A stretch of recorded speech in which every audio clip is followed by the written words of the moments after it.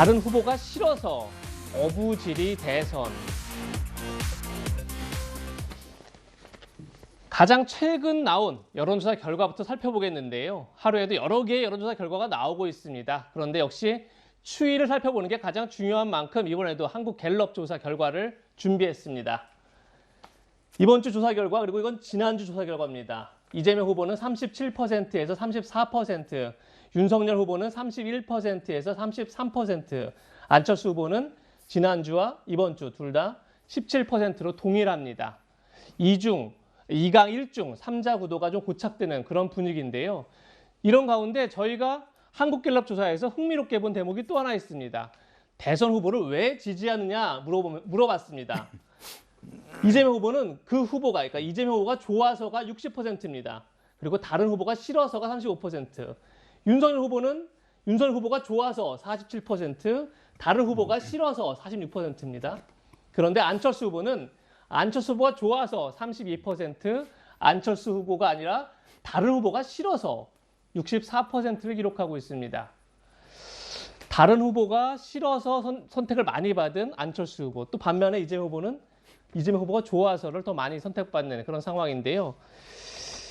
이현정 의원님, 네. 이 결과 그냥 좀 많이 다른데 어떻게 보면 될까요, 저희가? 그러니까 결국 이제 이 대통령 선거가 점점 이제 진영화되고 있다는 걸 이제 반증하는 것이죠. 그러니까 후보의 어떤 좋아보다는 내가 좋아하는 사람은 그냥 어떤 면에서 보면 뭐든지 다 좋아한다. 이렇게 너무 진영화되다 보니까 이 진영 싸움이 치열하다 보니까 이제 이런 현상이 벌어지는 것이고, 그러니까 내부적으로 보면 아무리 뭔가 흠집이 있더라도 그냥 우리 진영의 후보, 정권 교체를 위해서 이 사람이 필요하고 정권 연장을 이 사람이 필요하다. 이런 논리로 이제 어떤 후보를 선출하다 보니 결국 이런 현상이 벌어지는 게 아니냐. 이제 그래서 일각에서는 이제 대통령제가 어떤 면에서 이제 한계점에 도달했다. 이제는 뭔가 시스템을 바꿔야 된다는 뭐 주장도 있는 게 바로 이제 이런 현상이거든요. 우리 역대 선거를 보면 그래도 그전 선거를 보면 좀 긍정적 선거의 영향이 있었습니다. 근데 이제 이 대통령 탄핵 이후에, 박근혜 대통령 탄핵 이후에 보면 이제 점점 극단화되는 이제 이 진영 정치가 펼쳐지는 거거든요. 저는 걱정스러운 게 그겁니다. 이번 선거에서 누가 승리를 하더라도 굉장한 반발이 있을 것이다. 과연 이 후유증을 어떻게 또 해결할 것이냐. 그렇다면 앞으로 선거는 더 진영화되지 않겠는가. 그렇다면 이제 뭔가 국가적 발전을 위해서 이런 어떤 이 선거 제도를 과연 앞으로 어떻게 할 것인지 이 문제에 논의하자는 게 많은 분들의 어떤 지적인 것 같습니다. 네, 지금 보시는 것처럼 안철수 후보 지지율은 2주 연속 17%대를 유지하고 있습니다. 윤석열 후보 지지율 회복세에도 안 후보에는 변화가 없었는데 김종인 전 국민의힘 총괄선대위원장은 야권 단일화 조건을 두고 이렇게 말했습니다. 안철수 후보의 지지도가 한 18% 이상까지는 올라가지 않으면은 단일화 얘기가 좀 그렇게 이루어지기가 힘들지 않겠나. 안철수 후보의 지지도가 20% 가까이 육박을 할 것 같으면은 단일화의 압력이 심하게 될 거 아니에요. 그러면 그 당시에 이제 윤석열 후보나 안철수 후보가 국민의 압력에 의해서 단일화를 추진을 갖다 할 수밖에 없지 않느냐. 윤석열 후보의 경우에는 사실 단일화를 하든 안 하든 내가 당선될 수 있다는 그런 방향으로 선거를 끌고 가려고 노력을 해야 되는 거라고는 봐요. 네, 김 전 위원장 논리라면은 안 후보 지지율이 1%포인트만 더 오르면 윤석열 후보가 단일화 압박을 받을 것이다. 이런 얘기인데 하정대 기자께서는 어떻게 보십니까? 역시 김종인 전 비대위원장이 워낙 이 정치를 오랫동안 봐왔기 때문에 나름대로 표 계산을 해보고 아주 정확하게 얘기를 했다 이런 생각이 들어요. 네. 왜냐하면 지금 전체 여론조사를 보면 한 10%는 부동층이고 70% 정도가 지금 이재명 후보와 윤석열 후보 사이를 왔다 갔다 하는 거예요. 그리고 이제 안철수 후보가 그 사이에 한 20% 안철수 후보가 지금 17% 하고 있는 거예요. 나머지 이제 심상정 후보를 지지하고. 그런데 지금 저기에서 보면은 이재명 후보도 40%를 못 넘고 있어요. 항상. 네. 아무리 올라가더라도. 그리고 윤석열 후보도 거의 40% 올라간 적도 있지만 거의 그 아래서 왔다 갔다 한단 말이에요. 그렇다면은 지금 안철수 후보가 만약에 18%를 넘는다 그러면은 캐스팅 보트를 확실하게 주는 거거든요. 거기서 더 이상 윤석열 후보가 혼자 단일 후보로 계속적으로 3강 구도를 했을 때 더 이상 혼자 스스로 이기기가 쉽지 않다고 하는 게 바로 18%포인트거든요. 네. 그래서 그거를 만약에 넘게 된다면은 국민의힘이 그동안 이제 물론 안철수 후보는 단일화 없다 이런 얘기를 하고 국민의힘도 뭐 우리가 최대한 단일 후보 계속적으로 윤석열 후보가 3강 구도에서도 1등을 해서 당선이 돼야 된다 이런 얘기를 하지만은 만약에 안철수 후보가 18% 넘어간다면 윤석열 후보가 스스로 계속적으로 3강 후보 그 구도 안에서도 스스로 1등하기는 쉽지 않을 거기 때문에 국민의힘 쪽에서 그 안에서 단일화를 해야 된다는 얘기가 많이 나오고 특히 단일화를 지금 해야 한다고 하는 사람들이 오히려 단일화가 불필요하다는 사람보다 많은 상태거든요. 국민들의 그런 압력 이런 것들이 강해질 것이다 라고 하는 말을 18%라고 하는 포인트 그 숫자를 통해서 얘기한 거라고 봅니다. 네. 어제 채널A에 출연했던 국민의힘 이준석 대표는 안철수 후보를 두고 한 입으로 두 말을 한다 이렇게 비판했습니다. 앞으로 단일화 과정의 험로를 예견하는 그런 목소리가 아닌가 싶은데요. 그 음성 들어보고 이야기 이어가겠습니다. 안철수 대표가 하는 말을 보면은 한 번은 나는 단일화에 관심 없다는 다음에 자기가 뭐 인터넷을 봤더니만 안일화라는 단어가 있더라 또 소개하기도 하고 이거는 한 입으로 두 얘기를 하는 겁니다. 아무도 관심 없는데 누가 인터넷 찾아보면서 안일화라는 단어를 검색하겠습니까? 그래도 안철수 후보를 껴안아야 될 거는 근데 언제나 뒤통수 맞을지 생각하면서 껴안고 있겠습니다. 이준석 대표가 후보님 여전히 좀 옹졸하신 것 같다 또 이렇게 말을 하고 있어요. 뭐라고 답하시겠습니까? 신경 쓰지 않습니다. 단일화 얘기 좀 여쭙겠습니다. 하도 많이 들으셔서 이제 답변이 어려우실 수도 있는데 제가 없고 녹음기만 놔둬도 될 것 같은데. 네, 안철수 후보가 녹음기만 놔둬도 될까요? 아마 이 말은 자신은 자신의 길을 가겠다 이렇게 똑같은 답변을 언제까지 해야 하느냐 아마도 이런 뜻일 것 같은데 반면에 이준석 대표는 안철수 후보를 두고 상당한 불신을 나타냈습니다. 최진문 교수님, 이준석 대표 입장에서는 안철수 후보 없이도 윤석열 후보가 승산이 있다 뭐 이런 판단이 섰던 걸까요? 어떻게 보십니까? 그렇게 보이고 싶은 거죠. 왜냐하면 네. 안철수 후보의 지지율이 높아지면 높아질수록 단일화 압박은 단행이 생길 수밖에 없어요. 그 상황을 만들고 싶지 않은 거예요. 이준석 대표 입장에서는 그런 상황이 되면 이게 갈등이 더 증폭될 가능성이 충분히 있거든요. 이게 단일화가 아주 스무스하게 잘 이루어지겠습니까? 제가 볼 때는 상당히 어려울 겁니다. 여러 가지 단일화 방식이나 이런 부분 때문에. 그렇게 됐을 때 안철수 후보가 또 중간에서 어떻게 하느냐에 따라서 국민의힘이 상당히 어려움에 빠질 수도 있어요. 그런 상황을 만드는 것 자체가 상당히 불편한 겁니다. 아까 우리가 여론조사 결과 중에 윤석열 후보의 지지율에 그 다른 후보가 싫어서 지지하는 비율이 46%예요. 그 말 일정 부분 반사이익을 지금 얻고 있는 거거든요. 예. 확실히 본인의 지지층을 확실히 끌어들이지 못하고 있는 한계가 있어요.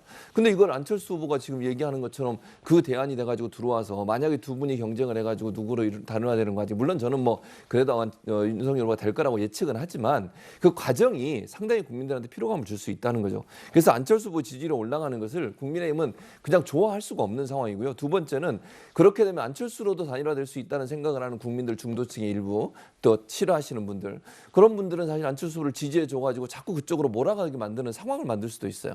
그럼 뭐 윤석열 후보는 힘들어지잖아요. 예. 그러니까 국민의힘이나 이준석 대표 입장에서는 선을 그을 수밖에 없어요. 지금은 단일화 없다. 끝까지 간다. 대신 막판에 가서 어쩔 수 없이 할 수 있는 상황이 되겠죠. 그렇다 하더라도 지금 단일화를 꺼내는 순간 제가 볼 때 지지율이 더 빠질 가능성도 있다는 점에 우려라고 생각합니다. 네, 이제는 설 연휴 지지율이 단일화 최대 변수로 떠오르지 않을까 이렇게 생각이 듭니다. 네, 그리고 어제 진중권 전 동양대 교수가 심상정 후보 지지를 선언하면서 정의당 복당 소식을 알렸습니다. 진중권 전 동양대 교수 SNS에서 심상정으로 갑니다. 정의당에 다시 입당합니다. 그리고 진보의 재구성을 위해서 젊은 정치인들을 뒤에서 돕는 일을 찾아보겠다. 이렇게 얘기를 했습니다.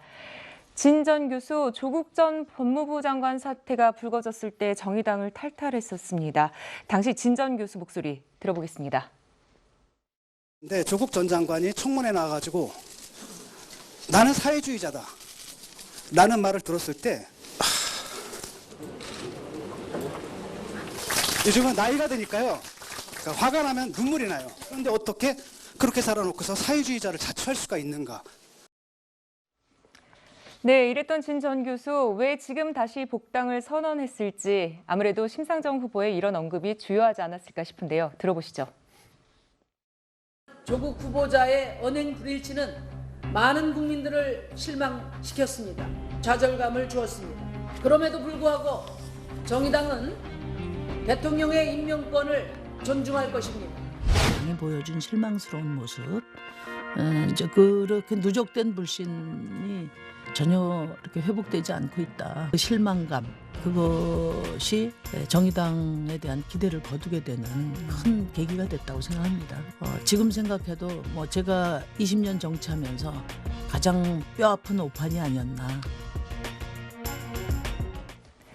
네, 심상정 후보 20년 정치에서 가장 뼈아픈 오판이 조국 사태였다 이렇게 사과했습니다. 사실 당시 심 후보와 정의당에 실망했다 이런 여론도 많이 있었는데 이 당시 떠났던 진 전 교수 정의당에 복당한 이유를 심상정 후보의 발언에서 찾을 수 있을까요? 어떻습니까? 예, 뭐 진중권 이제 전 교수가 스스로도 얘기를 했지만은 가장 이제 정의당을 떠났던 큰 이유가 조국 전 장관 사태 당시에 결국 문재인 대통령의 임명권을 존중한다라고 심상정 대표가 얘기하면서 거기에 이제 동의를 한 거잖아요. 그거에 이제 실망해서 떠났다는 얘기를 했기 때문에 지금 이제 심상정 후보가 계속 2%대에서 더 이상 지지율이 오르지 않고 있는 상황에서 어쨌든 칩거도 하고 반성도 하고 그중에서 가장 첫 번째 나와서 한 말이 조국 전 장관 사태 때 그때 그걸 지지한 거를 내가 가장 반성한다고 했지 않습니까? 어쨌든 그 명분도 생겼던 거고 사실은 진중권 그 전 교수 같은 경우에 기본적으로 이 진보 논객이에요.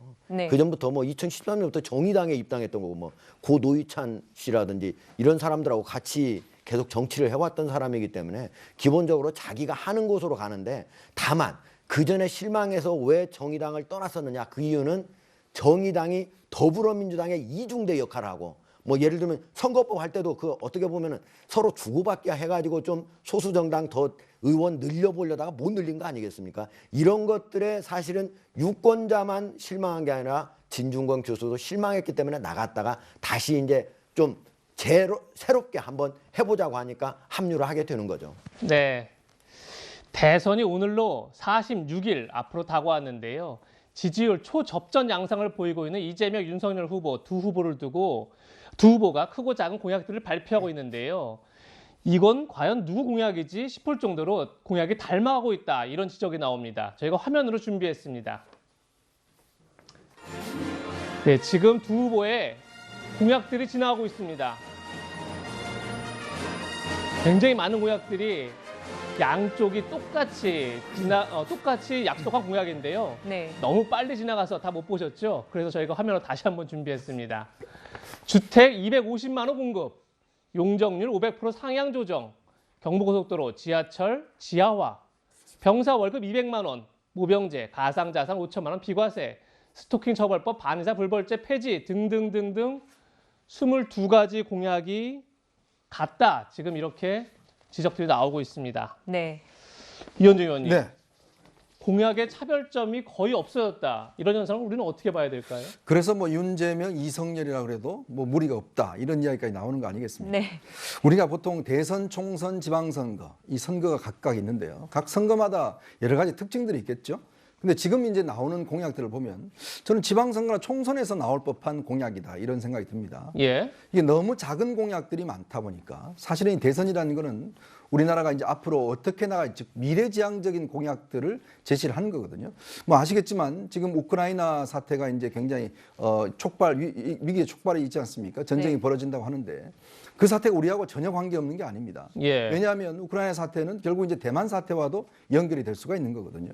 이제 그렇다 보면 결국 이제 한반도가 외교안보적으로 굉장히 어떤 위기에 처할 수 있는 상황이 된다. 미중 간의 갈등도 있고 또 국내적으로 보면 지금 초고령 지금 이 저출산 사회가 이제 본격화되고 있습니다.